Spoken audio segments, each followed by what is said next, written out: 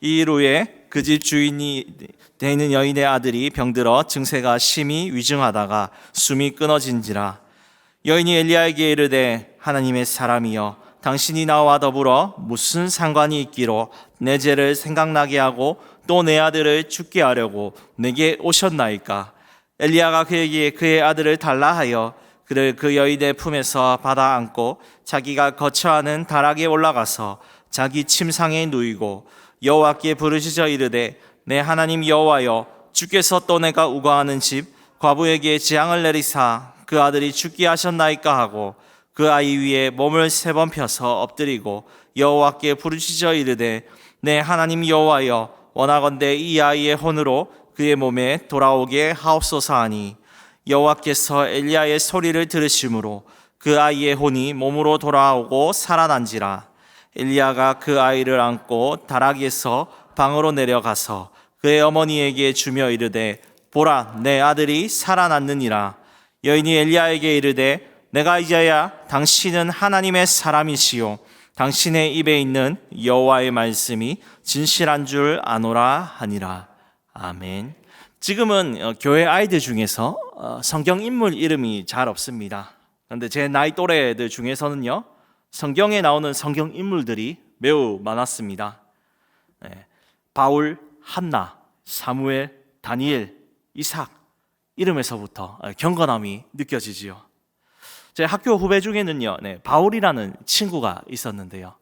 이 친구는요, 정말 살기 힘들었다고 합니다. 조금만 일탈하려고 해도 바울이 그렇게 살면 되겠냐?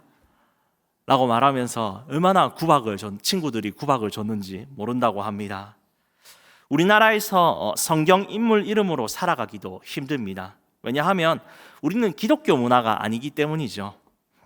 그런데 오늘 본문 배경은요, 북이스라엘 나라입니다.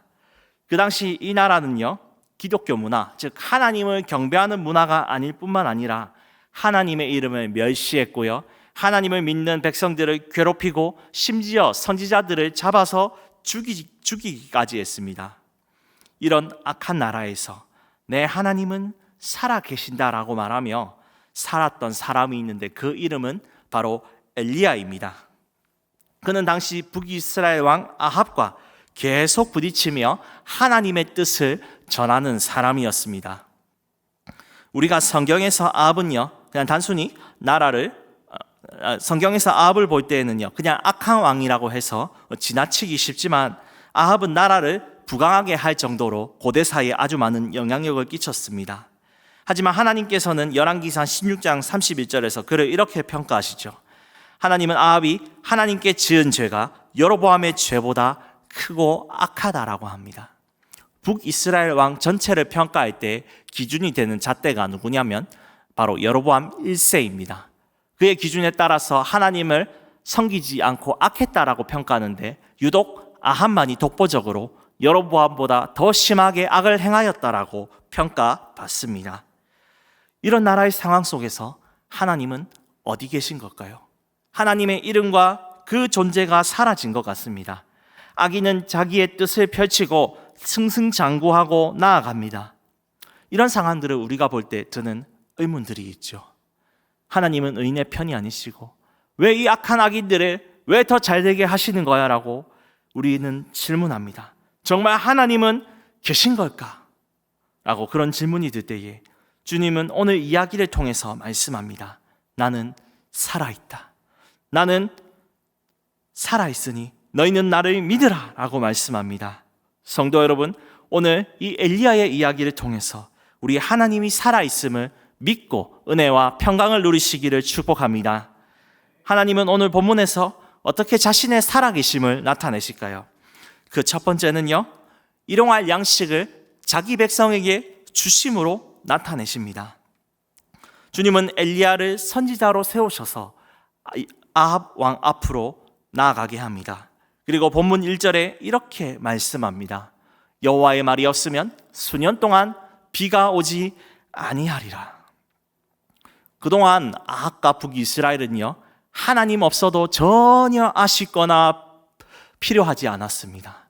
하나님 없어도 전쟁에서 잘 싸워서 북쪽의 영역을 잘 확장했고요, 비가 제때 와가지고 농사도 잘 될 정도로 나라가 안정이 되었습니다. 그런데 무엇이 아쉬워서 하나님을 찾겠습니까? 주님은 이 교만한 왕과 나라를 볼 때에 말씀하십니다. 너희에게 비를 내려준 것이 바알이 아니라 바로 나인데 어찌하여 나를 저버리고 하나님의 선지자들을 죽였느냐 라고 말씀하시며 비를 거두십니다. 그리고 그들이 스스로 이 징계 가운데에 회개하며 나오기를 원하셨습니다. 그런데 이 말을 듣고 아합이 회개할 리가 없지요. 하나님이 없어도 잘 먹고 잘 살았습니다. 그런데 여호와가 갑자기 무엇이냐고 비를 그치게 하겠다고 합니까? 아합이 전에 선지자를 잡아서 죽였는데 엘리야가 똑같이 그 말을 하니까 이제 이놈도 잡아서 죽여야겠다라는 악한 마음이 든 것입니다. 이런 상황 속에서 하나님이 기적과 권능을 아합 앞에 행하셔서 엘리야의 권위를 살게 해주셔야 되지 않겠습니까? 그렇게 하면 음성으로 아합아 내가 너를 징계하노라라고 말할 때에 두려워하지 않겠습니까? 그런데 하나님은요 전혀 다르게 본문 2절에 이렇게 말씀하십니다. 너는 요단 동쪽으로 가서 요단 그릿시냇가로 가서 숨으라. 거기서 내가 까마귀를 시켜서 너에게 고기를 주겠으니 너는 그 고기와 시냇물을 먹고 살라. 아합 왕 앞에서 멋지게 하나님의 말씀을 선포했습니다. 그런데 하나님의 말씀은 이겁니다. 도망쳐라. 왜 기적을 보여주시지 않고 엘리야를 도망치게 하겠습니까? 그것은요 하나님께서 믿지 않는 자들에게 나타나시는 것보다 당장 필요한 것은 하나님을 믿는 백성이 하나님과 교제하고 더 경험함을 통해서 그의 입으로 나오는 복음을 전파할 때에 하나님께서 역사하시기 때문입니다. 그렇기 때문에 성도 여러분, 우리 안에 해결되지 않는 여러 문제들이 있습니까?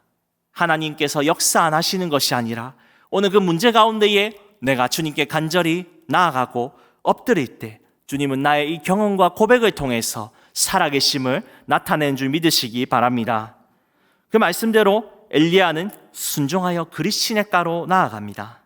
그리고 그곳에 가니까 정말 2절의 말씀대로 하나님께서 까마귀를 통해서 매일 아침과 저녁에 고기를 먹게 해주시고 그릿시냇가의 물을 마시게 하였습니다. 까마귀는요 보통 시체나 썩은 고기를 먹습니다. 그래서 본성대로라면 엘리야에게 신선한 사람이 먹는 고기를 줄 수가 없는 것이죠. 그러나 천지를 창조하신 하나님이 말씀하시면 만물이 순종하는 겁니다. 북이스라엘의 하나님의 저주대로 비가 오지 않아 양식이 없어 모두가 고통받을 때에 하나님의 선지자 엘리야는 주의 말씀에 순종하였더니 3년 반의 가뭄 가운데서 일용할 양식을 얻어낸 것입니다. 가뭄이 이제 점점 심해져서 시냇가의 물도 마르며 이제 고기도 주지 못하였습니다. 그때 하나님께서 다시 엘리야에게 나타나서 본문 9절 말씀에 얘기합니다. 너는 시돈에 속한 땅 사르밧으로 가서 과부에게 음식을 달라고 하라. 시돈은요 아합 왕의 아내 이세벨의 나라입니다. 그곳은 하나님을 믿지 않고 엘리야를 잡으려는 세력들이 자천에 깔려 있습니다. 그런데 아합 왕에게 비가 안 온다라고 저주했지 그곳이 하나님을 섬기지 않는 이방 땅이기 때문에 또 그곳에 가면 죽을 수밖에 없습니다. 그러나 엘리야는 하나님이 하실 일을 기대하며 나아갑니다. 정말 엘리야가 그곳에 가니까 한 과부가 그 눈앞에 나타납니다. 그리고 엘리야는 과부에게 음식을 요청합니다. 이에 그녀는 엘리야에게 본문 12절에 이렇게 얘기하죠. 그가 이르되 당신의 하나님 여호와께서 살아계심을 두고 맹세하노니 나는 떡이 없고 다만 통에 가루 한 움큼과 병에 기름 조금뿐이라. 내가 나뭇가지 둘을 주워다가 나와 내 아들을 위하여 음식을 만들고 그 후에는 죽으리라. 고대 사회에서 과부는요 사회적인 약자였습니다. 가장이 죽었기 때문에 경제적으로 돈을 벌 수 없는 상황이었습니다. 거기다 지금 나라의 상황은 3년 반 동안 가뭄으로 인하여서 곡식을 얻을 수 없는 상황이었습니다. 이러한 나라의 상황, 자기의 개인의 상황 속에서 이 과부 여인은요 이제 엘리야에게 말하고 있는 겁니다. 나 이제 마지막으로 먹을 양식이 이제 하나 남았습니다. 내 아들과 내가 이것을 먹고 이제 마지막으로 죽으려고 하니까 그만 가십시오라고 정중하게 자포자기하는 심정으로 여인은 말하고 있습니다. 그러나 엘리야는요, 물러서지 않습니다. 자기가 경험했던 하나님이 이 여인에게도 하는 역사하실 것이라는 것을 믿으며 이렇게 선포하고 있는데요, 오늘 본문 14절 말씀을 우리 함께 읽어보겠습니다. 이스라엘의 하나님 여호와의 말씀이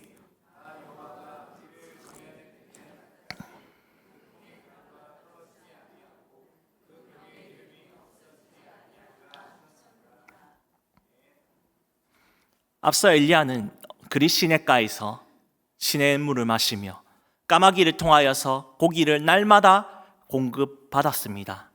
그리고 이 사르밧 땅에 가서 이 여인을 만나서 이 여인이 마지막 기름이 이것밖에 없다고 했을 때에 하나님이시라면 이 여인의 필요를 다 채워주실 것이라고 믿었습니다. 그리고 그것을 순종하라고 합니다. 그리하면 이 가뭄이 끝나는 날까지 그 기름과 가루가 끊이지 않을 것이라고 약속합니다. 이에 여인은 그 말에 의심도 들었지만 그대로 순종합니다. 그러자 놀라운 일이 나타나죠. 여인의 밀가루와 가루와 기름병이 음식을 계속해서 만들어도 끊어지지 않고 흘러나오게 되었습니다. 왜 그렇습니까? 오늘 본문 16절 말씀은 이렇게 말하는데요, 함께 읽어보겠습니다. 여호와께서 엘리야를 통하여 하신 말씀같이 통의 가루가 떨어지지 아니하고 병의 기름이 없어지지 아니하니라. 말씀을 믿고 순종하는 자에게는 가뭄 속에도 일용할 양식이 끊어지지 않고 주님이 돌보신다는 겁니다. 천지를 창조하신 하나님의 말씀은요, 우리의 어려운 상황 속에서도 돌보시고 역사하십니다. 그리고 그것을 누리는 자는 오늘 그 말씀에 순종하는 자인 줄 믿습니다. 심지어 하나님을 섬기지 않는 이방 땅에서도 말씀 앞에 한 여인이 순종하자 일용할 양식이 나타난 것입니다. 전에 사역했던 교회에서 어떤 신실한 집사님이 있었습니다. 이 집사님이 처음에 입사했던 곳은 국내 무역회사였습니다. 열심히 일하는 집사님이었지만 한 가지 고민이 있었는데, 바로 이 무역회사에서 거래처의 계약을 따기 위해서는 이상한 단란주점으로 가서 접대를 해야 됐습니다. 이 집사님은 그런데 그럴 수 없었습니다. 왜냐하면 사랑하는 아내가 있었고 자식들이 있었고 하나님이 계셨기 때문에 그러한 범죄를 결코 지을 수 없겠다고 하며 신실하게 일하셨습니다. 그래서 점점 회사에 미움을 받았습니다. 그리고 이 집사님은 기도했습니다. 하나님, 저는 실력으로 인정받는 회사에 가고 싶습니다. 이런 더러운 일을 하지 않아도 하나님의 뜻을 위해 살아가고 선한 사역을 할 수 있도록 저를 도와주십시오라고 그분이 간절히 기도할 때에 주님께서 바로 그 다음 날 외국계 무역회사에 취업할 수 있도록 인도하셨습니다. 그리고 그런 이상한 일을 하지 않아도 하나님의 뜻대로 살아가고 열심히 회사를 위해 일할 수 있는 직장을 마련해 주셨습니다. 성도 여러분, 우리는 이 집사님처럼 또 엘리야처럼 하나님 말씀대로 살아갈 때에 여러 삶의 어려움들이 있을 것입니다. 경제적인 상황이 어렵기도 하고 상황과 여건들이 나를 궁핍하게 할 때가 있을 것입니다. 그럴 때 주님은 우리에게 무엇을 요청하십니까? 주님이 가르쳐 주신 기도에는 이렇게 말하지요. 일용할 양식을 주시옵고 그것을 구하라라고 합니다. 그것을 구할 때에 나의 이야기 어려운 상황들 속에서도 순종하며 나아갈 때에 하나님의 살아계심은 나타나게 될 줄 믿습니다. 오늘도 주님께 믿음으로 순종함을 통해서 일용할 양식을 주시는 하나님의 살아계심을 발견하기를 소망합니다. 하나님은 자신의 살아계심을 어떻게 나타내십니까? 두 번째는요, 말씀을 붙잡고 기도하는 자를 통해 나타내십니다. 엘리야는 여인의 집에서 한동안 잘 지내고 있었습니다. 그런데 갑자기 여인의 아들이 병이 들었습니다. 점점 시름시름 앓더니 바로 죽게 되었습니다. 여인의 입장에서 볼 때 얼마나 원망스럽겠습니까? 가뭄 속에서 먹을 양식이 없었는데 한 가지 붙들고 있는 소망은 아들이었습니다. 그런데 이 아들이 죽게 된 것입니다. 가장도 죽고 이제 자기에게 남아있는 미래의 소망은 아들인데 죽으니까 아무런 소용이 없었습니다. 그래서 엘리야에게 울면서 18절에 이렇게 말합니다. 하나님의 사람이여, 당신이 나와 무슨 상관이 있어서 내 죄를 생각나게 하시고 내 아들을 죽게 하십니까? 여인은 하나님의 말씀에 순종해서 기름과 가루가 나오는 복을 받았지만 정작 자신의 유일한 희망인 아들이 죽으니까 이제 자포자기입니다. 그러면서 하나님과 그 엘리야에게 왜 내 아들을 데려갔냐고 죽이고, 왜 내 아들을 데려갔냐고 울부짖고 있는 겁니다. 이 상황 속에 엘리야는 어떨까요? 하나님, 제가 이 말씀에 순종해서 이 이방 땅까지 왔는데, 그리고 이 여인이 순종해서 하나님께 복받기를 원하는데 왜 저와 여인에게 이 재앙을 내리십니까? 라고 당황스러웠을 겁니다. 하지만 엘리야는 동시에 생각했습니다. 이때까지 내가 경험한 하나님은 누구인가? 그분은 까마귀를 통해 나에게 필요에 따라, 때에 따라서 고기를 주셨고 또 이 여인에게 끊이지 않는 양식을 주신 분이다. 그렇다면 이 아들이 죽었을지라도 다시 살릴 수 있겠다. 그 믿음이 생겼습니다. 그래서 곧바로 그녀의 아들을 시신을 달라고 하며 그를 품고 다락방에 올라가 붙잡고 간절히 주님께 기도합니다. 우리 본문 말씀 20절에서 21절 함께 읽어 보겠습니다. 여호와께 부르짖어 이르되 내 하나님 여호와여, 주께서 또 내가 우거하는 집 과부에게 재앙을 내리사 그 아들이 죽게 하셨나이까 하고 그 아이 위에 몸을 3번 펴서 엎드리고 여호와께 부르짖어 이르되 내 하나님 여호와여, 원하건대 이 아이의 혼으로 그의 몸에 돌아오게 하옵소서 하니. 엘리야가 이 재앙 속에도 하나님을 경험했기 때문에 신뢰하며 부르짖습니다. 하나님, 이 아들을 살려주십시오. 까마귀와 여인이 순종하며 놀라운 기적을 일으키지 않으셨습니까? 주님, 그렇다면 이 아들도 능히 살려주십시오. 엎드리며 부르짖고 있습니다.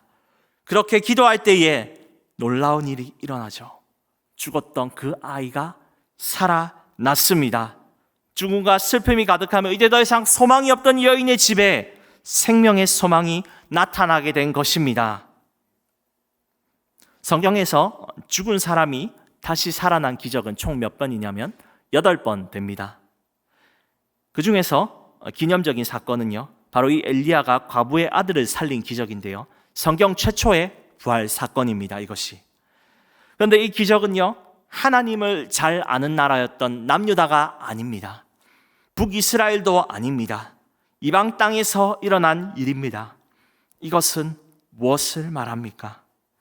바로 하나님의 약속과 능력을 믿고 끊임없이 우리가 기도한다면 어떤 곳이든지 어떤 상황이든지 시대를 초월해서 하나님이 살아계심을 우리에게 보여준다는 겁니다. 엘리야는 이제 이러한 고난 가운데에서도 하나님이 죽은 자를 살리시는 능력까지 보았기 때문에 담대할 수 있는 겁니다.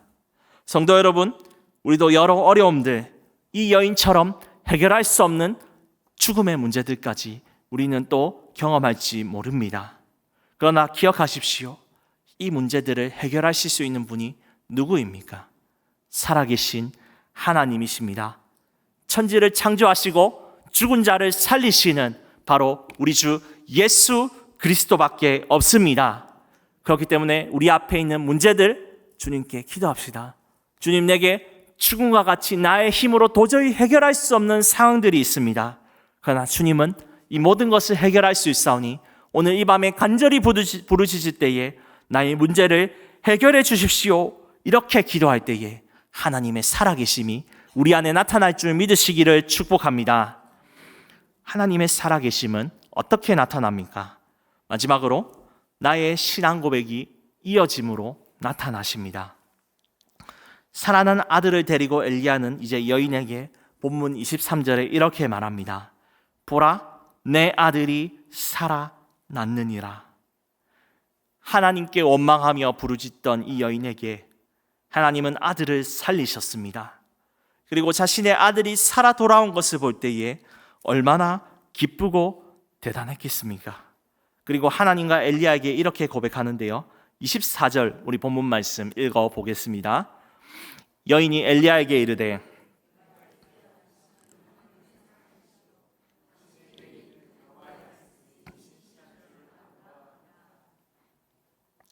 여인이 이 사건 이전에는요, 하나님에 대해서 많고 많은 신 중에 하나로 알고 있었습니다. 바알도 있고 아세라도 있고 그 중에 많고 많은 신인 줄 알았습니다. 그런데 죽은 자를 살린 신은 이 세상에 없습니다. 누구만 계십니까?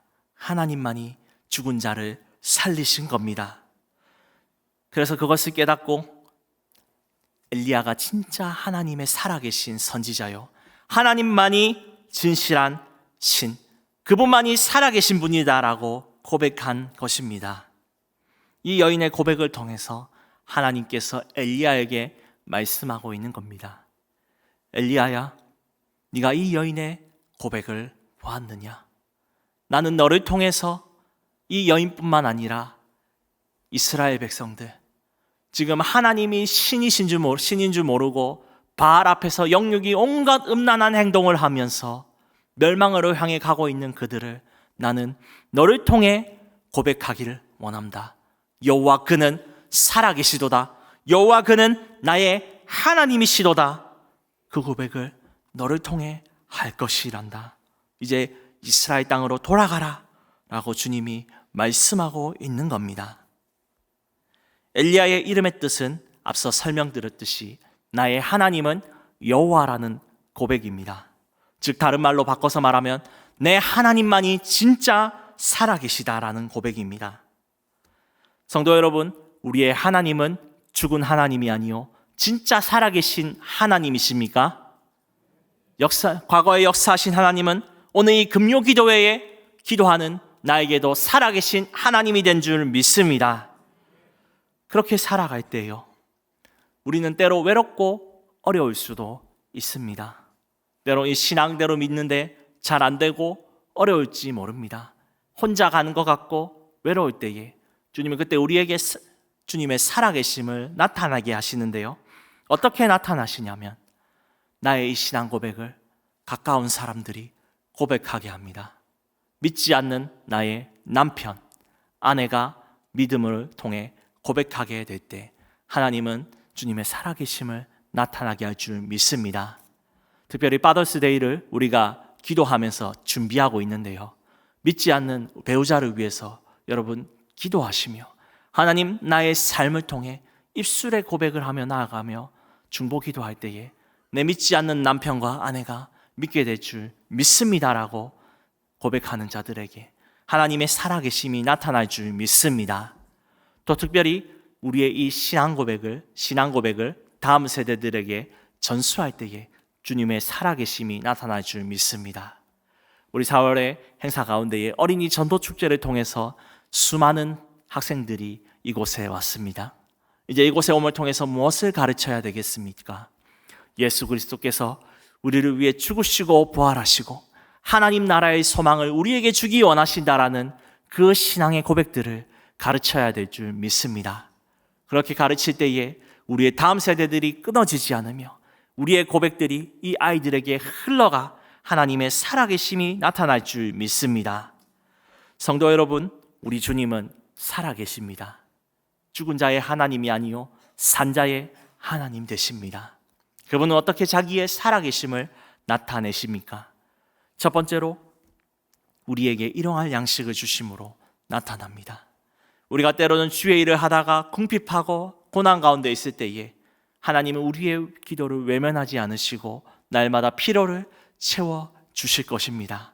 그렇기 때문에 우리 오늘 시간 금요기도에 기도할 때에 주의 살아계심을 내 삶 가운데 나타내 주십시오 간절히 기도하기를 소망합니다. 그리고 주님께서는 말씀을 붙잡고 기도하는 자들에게 나타나십니다. 잘 안 되는 문제들, 낙심하고 절망되는 상황들일지라도 이 문제를 해결해 주시는 하나님께 간절히 기도하면 죽음의 문제들도 해결해 주시며 나를 높여 주시는 것입니다. 마지막으로 내가 그 말씀대로 살아갈 때에 주님께 택함 받은 백성들이 내가 고백한 이 고백을 흘러 고백할 줄 믿습니다. 이를 믿으며 내 삶에 살아계신 하나님이 오늘 나타나기를 이 시간 함께 기도할 때에 경험하기를 주님의 이름으로 축복합니다.